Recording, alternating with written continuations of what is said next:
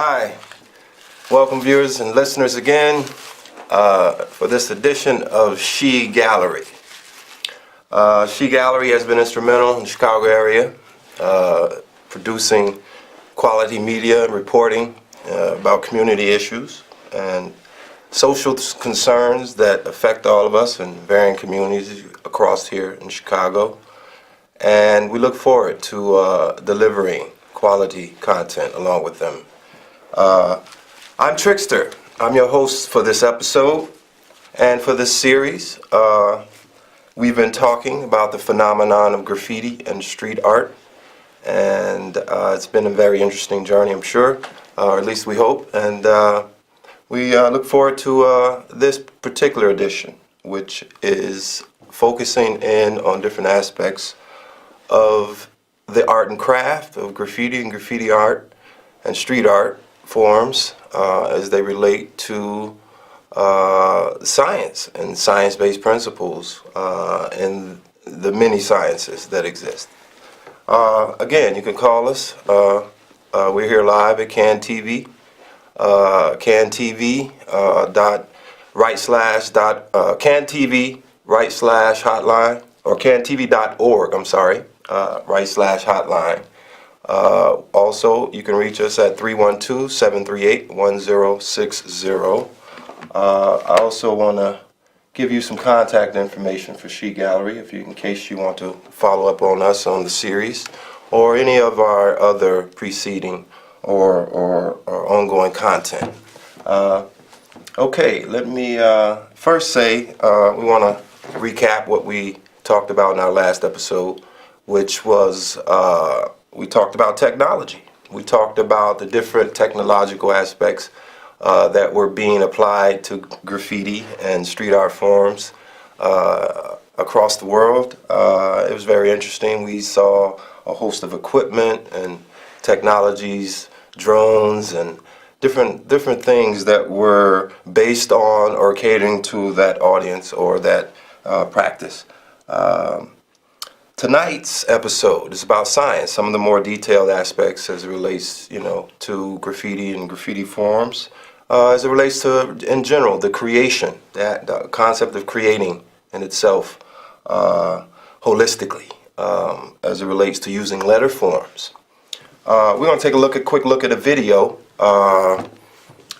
which came out about in mid-2000 or late 2012 or so, and it's going to talk about how writing evolved, and our focus was on technology. So, writing, as we've spoken, is a technology as well. We talk about it being a machine structure, having components. Anything that has parts and function together as a whole system is kind of mechanistic per se, and so we address that as such. And this video depicts how writing progressed into other language styles like computer programming.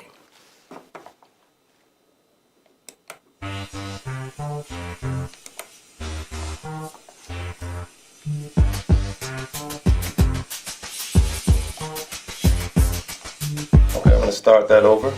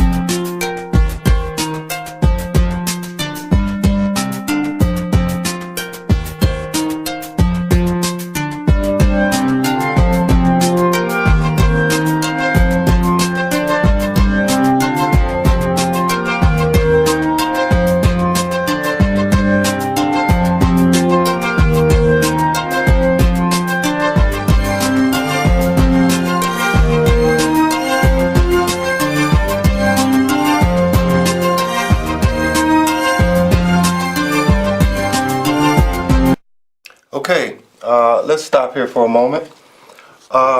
As we mentioned earlier, with writing being a technology and being an assemblage per se, our focus was on technology on the previous episode, and so we want to relate to how letter forms and writing and language structures relate to machine function by demonstrating this in some of the core aspects or principles.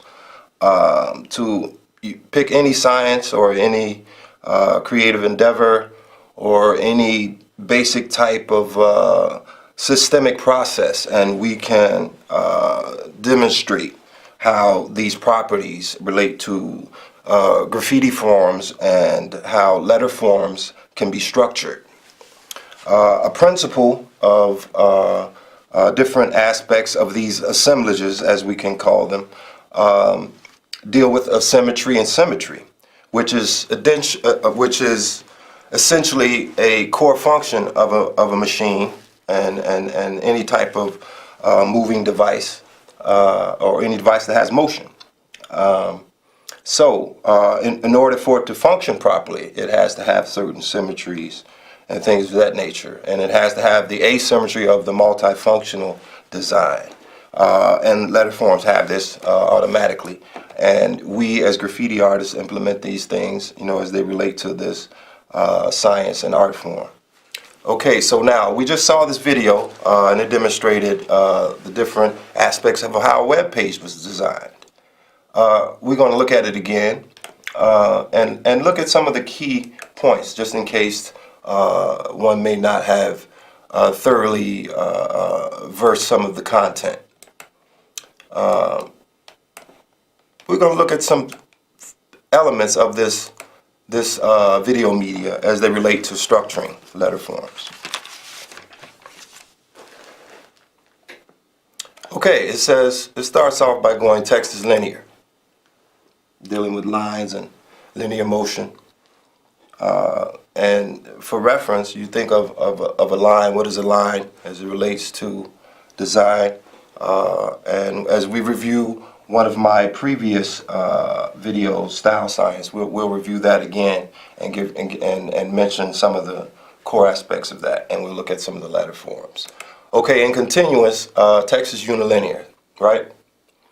So if it's unilinear, dealing with stationary or motionless positioning, and we look at digital text, it's different in the sense that it can be moved and placed in different places. It has motion and motion elements involved in it, and these relate to the same principle of drawing and creating letter forms when you talk about movement. And we'll review that briefly in another video media. So we're dealing with hypertime and hyperspace in this digital media when we talk about writing in these writing forms. Okay, so that's one principle that I wanted to share as it relates to the creation of those letter forms. Now we're going to look at another video as we talked about programming languages. Programming languages, which essentially began in the 50s. And what happened, essentially, it coincided the development of graffiti forms as a language system, which was interesting. As you know, a lot of the core styles and things started in this sense. And as they continued to grow, these different languages had different styles to them. And all of these different language styles also mirror that. So as we, as being artists of the era, from those 60s to this current era, and us growing from an information age into an information economy, into a knowledge economy, and it ongoing as it is today. We look at these forms. We look at the arrow representing, these are common elements that you see in graffiti forms, the use of the arrow, and that being related to many things.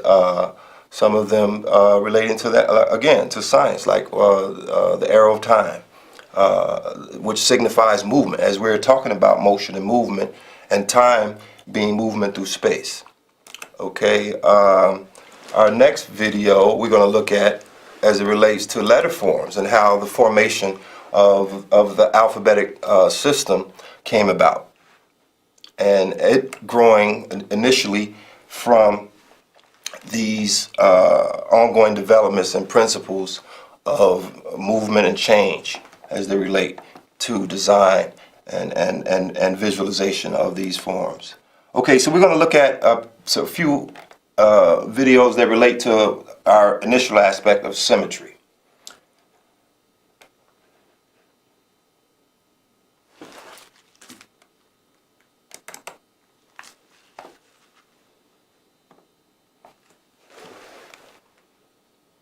Okay, we're going to give some reference to this as it is a central aspect of what we're talking about as it relates to, again, why using the written form or the textual form in relation to using the pictorial form as that is our focal in one instance, as it is a core aspect of what graffiti artists are doing now, the three-dimensional styles which present graffiti-based letter forms in a rendered sense. It's not necessarily an outlined form, which still is akin to two-dimensional presentations and giving reference to dimensionality, which we'll review that also.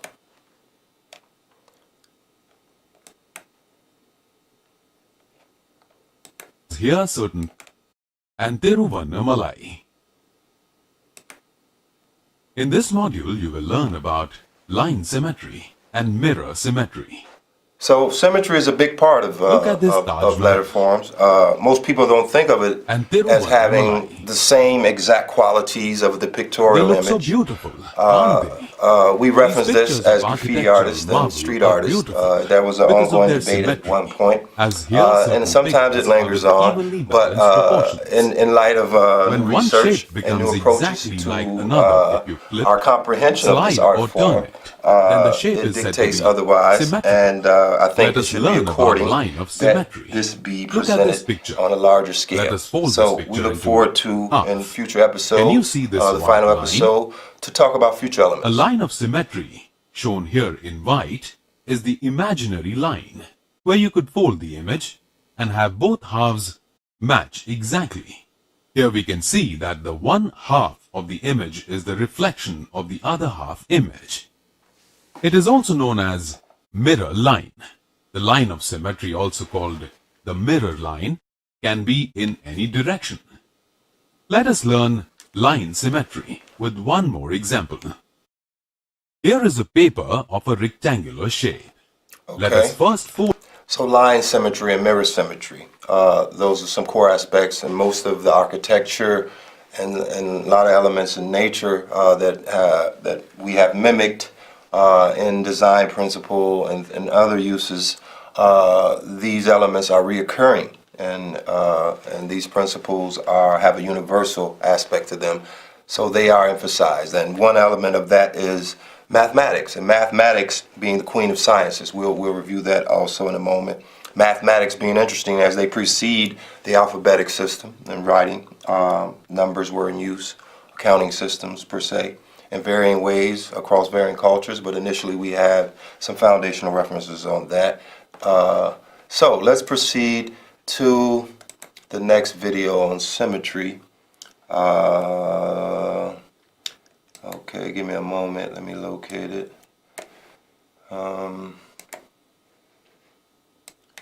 Okay, 29.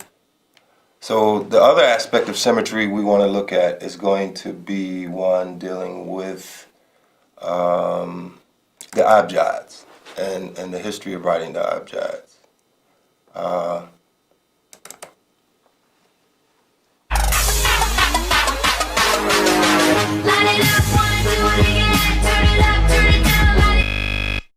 Okay, so today we're going to look at the history of the alphabet, and I'm going to use this Writing Systems of the World chart, which is available as a poster from my website usefulcharts.com.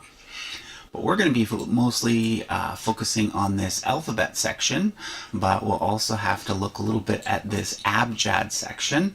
An abjad is an alphabet that has only consonants, and the earliest alphabets were abjads, so we have to include those. And I'm going to simplify this for you in just a moment, but first of all, let me just show you how this is arranged. Similar sounds are placed together here in the various rows, and then the columns are different abjads and alphabets that have existed or exist today. There's the Egyptian hieroglyphics. Now, not all symbols were used like an alphabet to represent just one sound, but eventually there were some Egyptian symbols that did come to represent a sound, kind of like a letter does.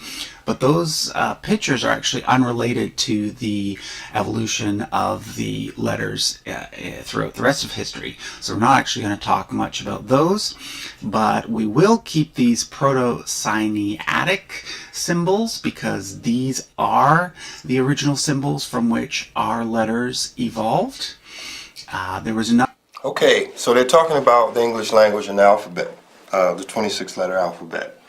Okay, now starting from the abjads, and we look at symbols, we're talking about symbols and symbiology and symbolic structure and how it came about, and how we also have taken this system and implemented other aspects in development as it relates to letter form and structure. And they have principles, core principles that are scientific, that have varying elements of core principles of design and structuring. They relate on chemical basis as well. So I think it's essential that we review some of these things. Now, we're talking about motion. We were talking about technology. We're talking about science. We're talking about writing as a technology. Okay, so now when we look at these, let's go to another, some other content really quick. We're going to look at some abjads, but for the meantime, let's tune in for a moment. Thanks again. You're joining us live at S.H.E Gallery, which you can visit us online, sharinghisenergygallery.net, where you can, if you have any other questions or information that you require, you can contact us there. Also, give us a call, 312-738-1060. My name is Trickster. I'm your host this evening. We're talking about the phenomenon of graffiti in varying aspects. Tonight's episode happens to be about science. Our previous episode, we talked about technology for those of you who may be just joining us. Thanks again. We look forward to ongoing episodes and great content for you. Okay, I'll put that information shortly on for you if you want to contact us at a later time. Okay, let's proceed back. We're going to review some more content. The next thing we want to talk about is symmetry. We were talking about symmetry. So when we look at graffiti and street art, let's look at some of the newer stuff out and multi-plane works. Now, multi-plane works are works of graffiti and art that are using multi-planes. So this is this is a Y plane or a setting where he gives a point perspective, vantage point, in viewing this object, and he's using two-dimensional surfaces in a multi-plane sense to depict three-dimensional renderings. And it's great, and he's very popular right now. He's a great artist. We look forward to seeing more of his work. Take a look at some of it. So a big thing in graffiti and graffiti forms is dimensionality.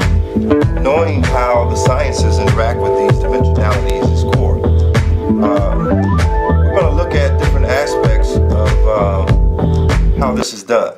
Okay, so let's venture off for a moment, because we'll review some of these principles again.